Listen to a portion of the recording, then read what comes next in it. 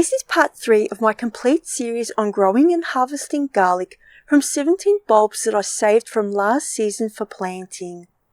If you haven't already seen part 1 and part 2, I highly recommend watching those first, as I explain how this experiment was set up and how we prepared all of the garlic cloves. In this video, we're continuing where part 2 finished.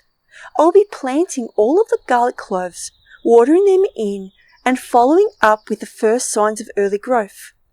As part of this experiment, the outer cloves and the inner cloves from each garlic bulb will be grown separately so we can compare how each performs at harvest time. For this third part, you will need pre-sprouted garlic cloves or non-sprouted garlic cloves, a garden trowel optional, a small dibber or bulb planting tool, and a watering can. Now let's get these garlic cloves into the ground. Before planting the prepared garlic cloves, I wanted to deal with something unexpected. A few weeks earlier, I discovered several garlic plants growing in this bed that I accidentally left behind during last season's harvest. I've been calling these my surprise garlic. Rather than leaving them where they are, I carefully dig around the entire clump, making sure to keep the roots intact as I lift them out. Although they had already started growing, these are still individual cloves. If left together, they would compete for space, so they need to be separated just like the rest of the garlic from this experiment. Counting them confirms there are 8 healthy pre-sprouted cloves, each with thick roots and looking in great condition. Once they're removed, I refill the trench and lightly firm the soil back down. The first garlic to be planted today will be these surprise cloves.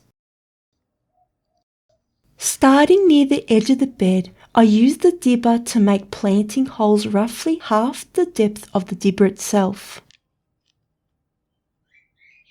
Each clove is placed with the roots pointing downward and the green shoot facing up. For now, I'm leaving each hole open. It makes it much easier to keep the spacing even before backfilling later. One by one, I continue planting each clove.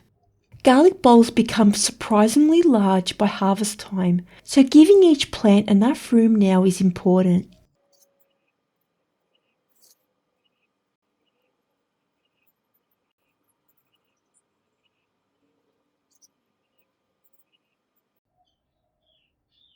After planting 7 cloves, I notice something doesn't add up. I counted 8 earlier, but only 7 are in the ground. It wasn't until later that I realized one clove had slipped out of my hand while I was planting. Thankfully, it wasn't lost, and I planted it shortly afterward with the rest of the garlic. Before covering the holes, I quickly check each clove to make sure it's sitting at a suitable depth. If too deep, place a little bit of topsoil into the hole to raise the level and place the garlic back in. Now that the surprise garlic are planted, it's time to move on to the main planting. This tray contains all of the pre-sprouted outer cloves from the 17 garlic bulbs. I already have a feeling this garden bed won't fit all 165 outer cloves, but we'll see how far we get. Working methodically across the bed, each hole is made with the dibber before placing in another clove. From here, the planting becomes quite repetitive, so I'll speed things up.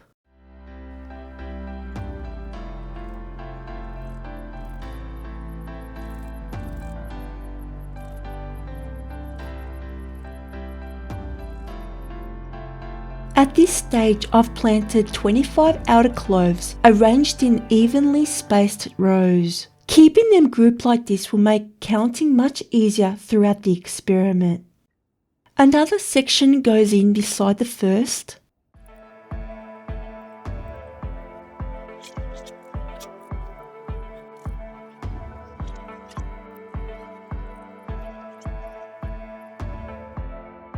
That's now 55 outer cloves planted.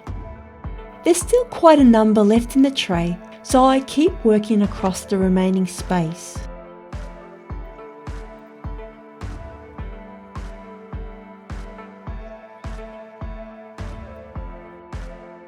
Another 25 cloves go into the ground, bringing the total here to 80 outer cloves. As expected, I've now completely run out of planting room. I could squeeze more in, but that would reduce the spacing between plants, and I'd rather give every garlic bulb the best opportunity to develop properly. With all of the cloves positioned, I lightly spread soil over each planting hole. Because these cloves were already pre-sprouted, plenty of green shoots are still visible above the surface.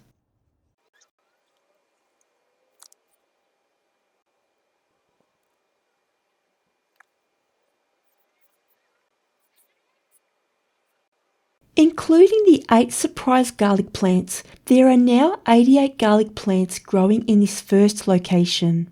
Everything is now planted from one side of the bed to the other. The remaining outer cloves will need to go into a second garden bed. Over at the second planting location, I continue exactly the same process. Working from left to right, I keep planting.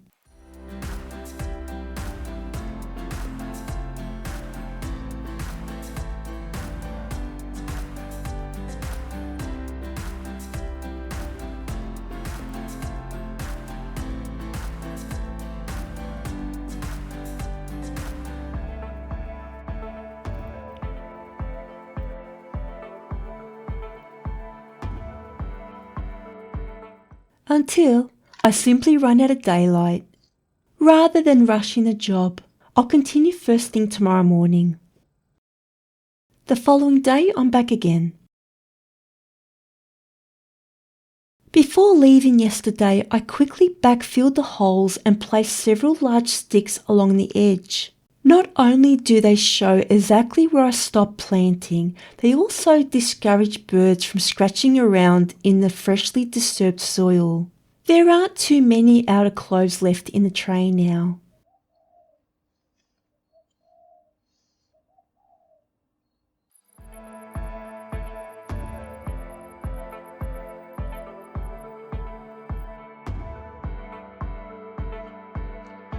I finished planting the remaining outer cloves before covering them over.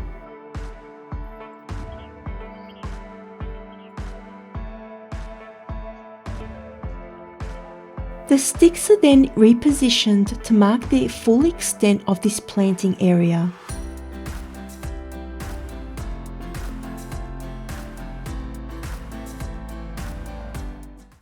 This second bed now contains the remaining 85 outer cloves. Having each planting location carefully recorded should make it much easier to compare bulb numbers and bulb size when harvest time finally arrives. Unfortunately, that's still another 6 or 7 months away.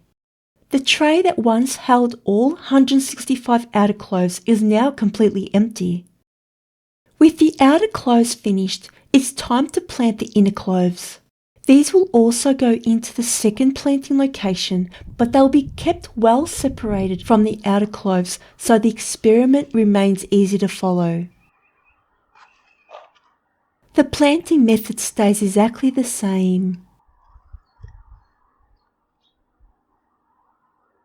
Each clove is placed with the roots facing down and enough spacing to allow each bulb to develop. One thing I am noticing is that many of these smaller inner cloves don't have green shoots reaching the soil surface like the large outer cloves did. That's not too surprising considering their smaller size. These 33 inner cloves, averaging around 2 per garlic bulb, are planted from right to left, leaving some space between the two areas for another crop.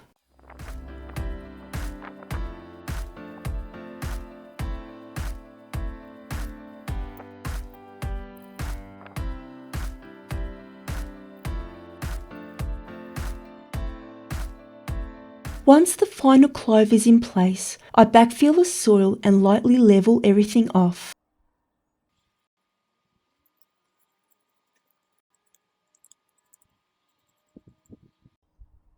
The empty tray confirms every single inner clove has now been planted.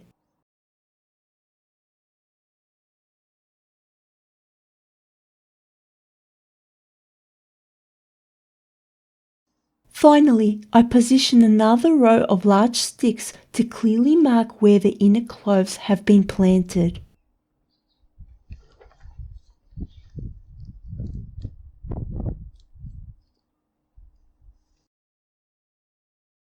With all of the garlic finally planted, it's time to water everything in.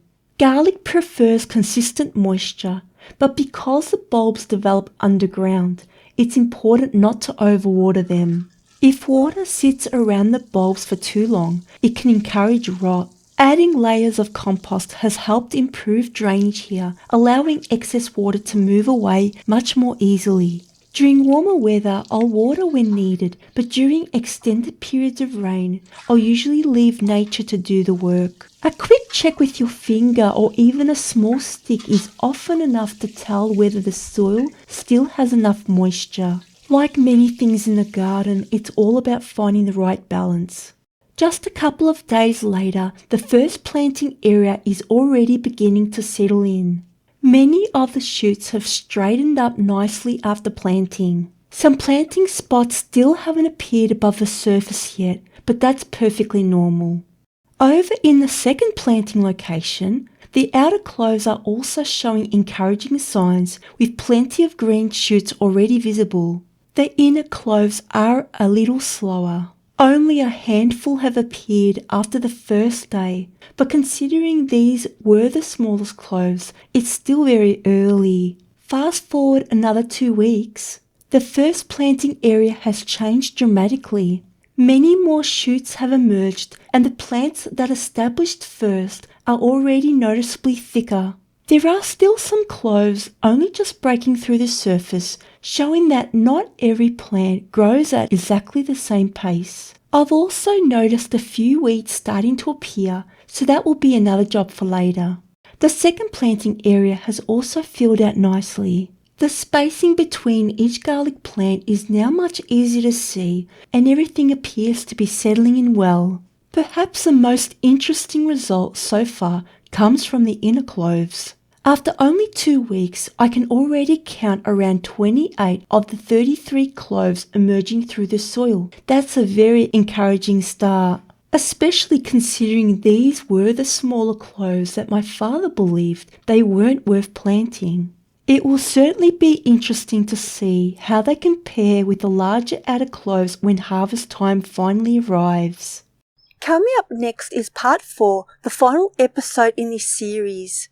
We'll be following the garlic through to maturity, harvesting every planting location, comparing the results of the experiment, and preparing the garlic for storage. Unfortunately, there's no sneak peek just yet. We'll all have to wait for some months until harvest time. If you are new here, I'm Paula, and thank you very much for watching. In this video, we planted all of the garlic cloves, watered them in, and had our first look at their early growth. I hope you enjoyed following along with this garlic growing experiment. If you did enjoy the video, please consider leaving a like, subscribing to the channel, and letting me know your thoughts or experiences growing garlic down in the comments below. I'll see you again in the final part of this series. And while you're waiting for that episode, feel free to check out the other videos and playlists here on the channel. Your support really does help our growing community, and I truly appreciate every one of you watching. Jubilant Organic Gardening.